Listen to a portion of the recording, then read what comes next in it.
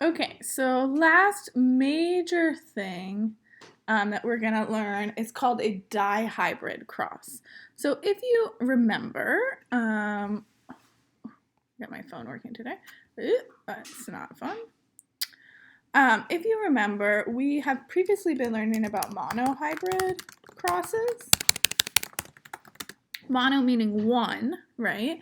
So today we're going to learn what happens when you have two or more traits that are being crossed. Because when you think about it, when you are created as a human, right, you have thousands and thousands of traits that are being crossed from both your mom and dad to create you, right? It's not just one thing. You don't just get eye color from your parents. You get everything about you.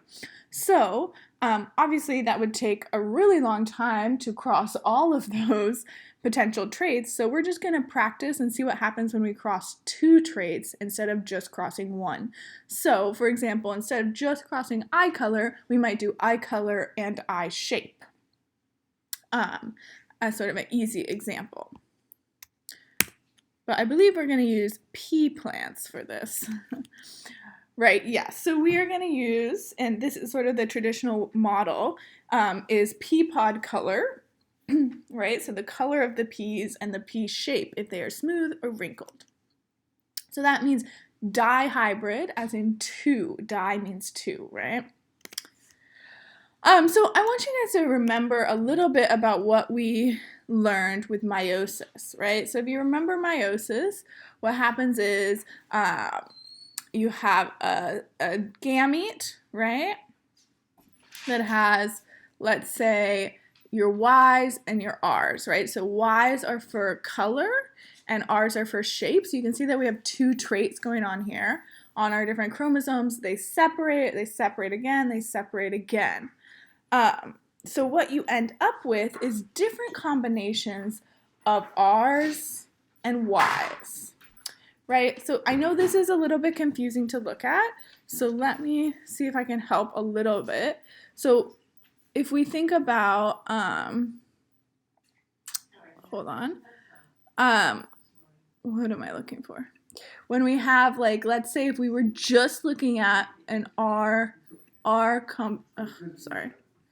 if we're just looking at a heterozygous by a heterozygous combination, right, you would have R or R, right, going into making all those combinations for the children.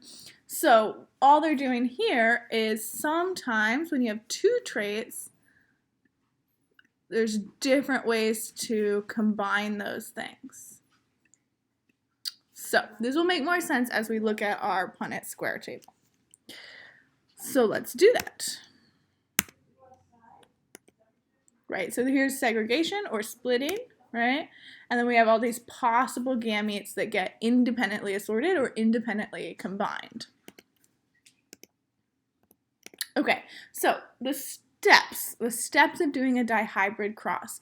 So you are going to be given the genotypes of a parent. So this is a yellow and round parent genotype, right? So let me turn this on. Yellow and round. So what you need to do is determine the genotypes of the gametes. And you remember the gametes, right, are sperm or egg cells. Genotypes of the gametes. So before we're determining the genotypes of the children, we need to determine what's going to be in the egg or the sperm, right?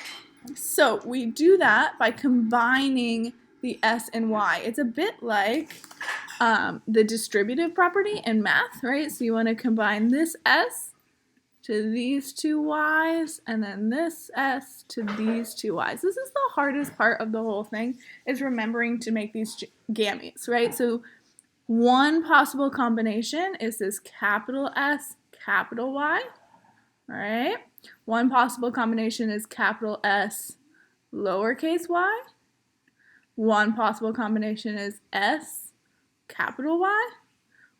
Another possible combination is the two lowercase, right? So you can see we sort of distribute these out, and you want to come up with pairs of 2.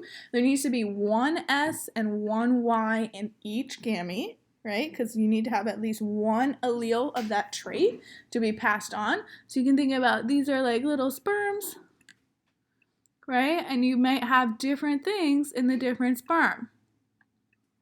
And then they'll go meet up with an egg from a different parent. Asks us which traits are dominant, right? So we can see that this one is smooth and yellow, right? So capital S is smooth. And capital Y is yellow. Okay, I'm not gonna write that out, I'm too lazy. Okay, so let's do that. So then you have to do that for the other parent as well. So as you can see here, we are gonna do that again, right? So this can go to here and to here, and this can go to here and to here, and make all of these combinations. These are possible gametes, right? So in this case, these are the eggs, right? This is mom. Okay, so step 3 is to draw the Punnett square. So what you're going to do is you created all those possible gametes in step 1 and 2, right? For mom and dad. And you're going to add them into your Punnett square. So mom is going to go up here and dad is going to go here, and you're going to write the gamete combinations in, right? So you would put, right, S, Y here, S, Y here, and so on, right? So that's important. You're putting the gamete combinations that you determined in step 1 and 2 on the sides. Okay. Right, so here it's showing that, right? So parent 1 up here, all the gamete combinations have been put in, and then parent 2, all the gamete combinations have been put in. And then you, just like a normal Punnett square, you're gonna combine things, right? So you're gonna put all of these gametes in this row, this gamete in this row, this gamete in this row, this gamete in this row, and then you're gonna take them and go like this, right? Okay, so we'll see what that looks like. Okay, so it's traditionally done so that you put the letters that are the same letter next to each other, right? So in this case, what we see is this S, these capital S and Y came from this gamete, and it was combined with this capital S and Y, right? So what you get is this child. So you determine the gametes in step 1 and 2, you put them onto the table, right? And then you get this possible child, and then you combine these two gametes, and you get this possible child. So just like a normal Punnett square, it's just going to be larger, and you're going to have more letters in it. And like I said, it's traditional to put the Y's together and the S's together instead of keeping the gametes separate. You want to put the S's and the Y's together. It's a little easier to read that way. However, if you didn't do that, it would still be correct. Okay, so then what you want to do is determine the phenotype ratio. So I'll probably rarely ask you for the genotype ratio, given the fact that there's a million different genotypes possible, but it is pretty common to ask for the phenotype ratio, right? So in this one, because it's homozygous because it's homozygous dominant S, it's going to be around, and because it's homozygous dominant Y, it's going to be yellow, right? So that's the phenotype we see based on this genotype of the child. Whereas down here, it's round still because of this SS, but it's going to be green because it's lowercase y's. Over here, it's yellow, but it's also going to be lowercase s, it's wrinkled, right? And then over here, it's the recessive of both traits, so it's wrinkled and green. So you'd come up with this ratio. So there's 9 round yellow, There's 3 round green. There's 3 wrinkled yellow. And there's 1 wrinkled green. So you have that ratio of how many to each there are. Okay, so we are going to try a sample problem together. So we have 2 genes that cause 2 different traits, right? So we have earlobe shape and dimples. And you can see that the dimples is dominant over no dimples, and free earlobes is dominant over attached earlobes. So you're getting both of these traits from your parents. We were just previously just looking at 1 trait, but obviously you get all your traits from your parents. So we're looking at 2 at the same time now. It's a little bit more complicated. You could technically do trihybrid and quad hybrid things that would just be not worth it because it would be a massive table, right? So the step 1 is to figure out the parent genotypes, right? So parent 1 has no dimples and they're heterozygous free earlobes. So that means, right, that if they have no dimples, they're going to be lowercase, right?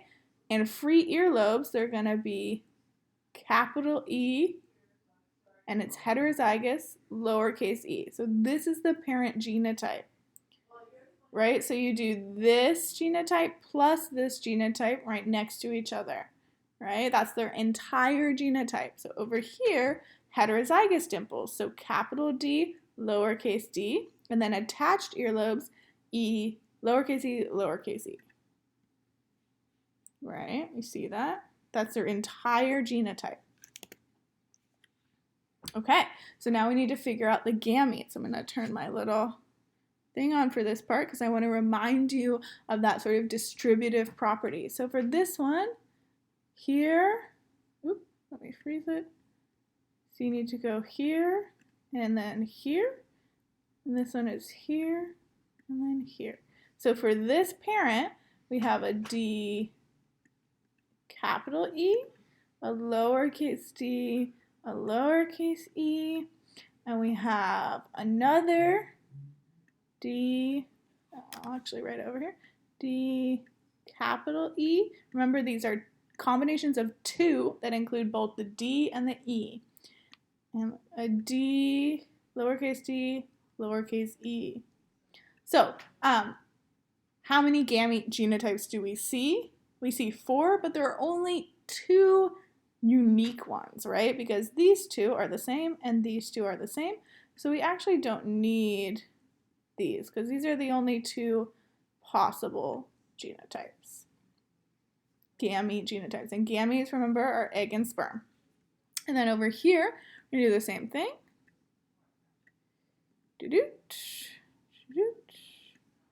We'll distribute. Capital D, lowercase e, lowercase d, lowercase e, lowercase, okay, capital D, lowercase e, capital, oops, I did that wrong, sorry. Capital D, lowercase e, capital D, lowercase e. Lowercase d, lowercase e, lowercase d, lowercase e. We see that we have doubles again, so we can get rid of this one and this one because they're the same, right? We only need the unique ones. Okay, so we figured all of that out. Right, so that has been done for us. And then step 3 is to put together that Punnett square. Right, so what we've done here with our Punnett square is we've taken parent 2's possible genotypes and put them right here and right here. We've taken parent 1's possible genotypes and we put them right here and right here. I know there's 2 letters in the parents. That's weird, but that is how we're going to do it. So the gamete genotypes go right here, and we only have 2 from each, so that's how many we need. And now we're going to fill in our table, right? So this is capital D, lowercase d, capital E, lowercase e. Notice how I'm taking from both parents, but I'm keeping the D's together and the E's together because it makes it easier to read. And then here, this is lowercase d, uppercase E, lowercase e, and so on. So we can see how that's filled in a moment.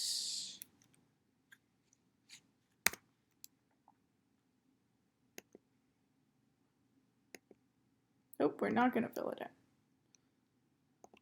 in. Annoying. Okay, never mind. Let me fill that in.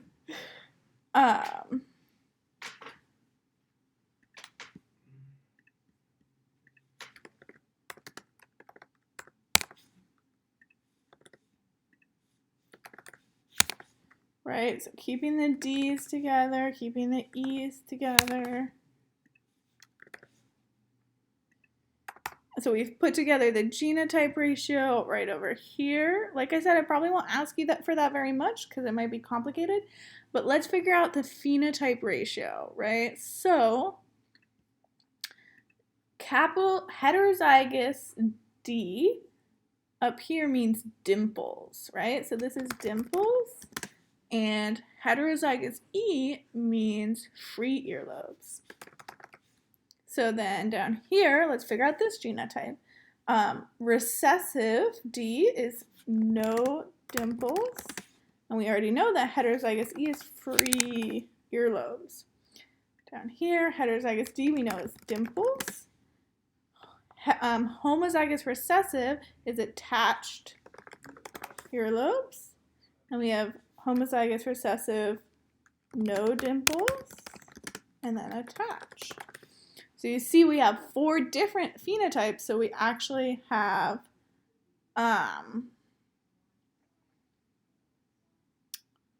this should be 1/4. Dimple free, 1 no dimple free, 1 dimple attached, 1 no dimple attached, right? So you could make that, you could say that as a 1:1:1 ratio, right? Okay. Hopefully that helped and made a little bit of sense. And that is the end. That's our sample problem. So you will be doing these problems. Just make sure you follow the steps. I know it's intimidating to do the gamete genotypes, but that's the hardest part. Okay.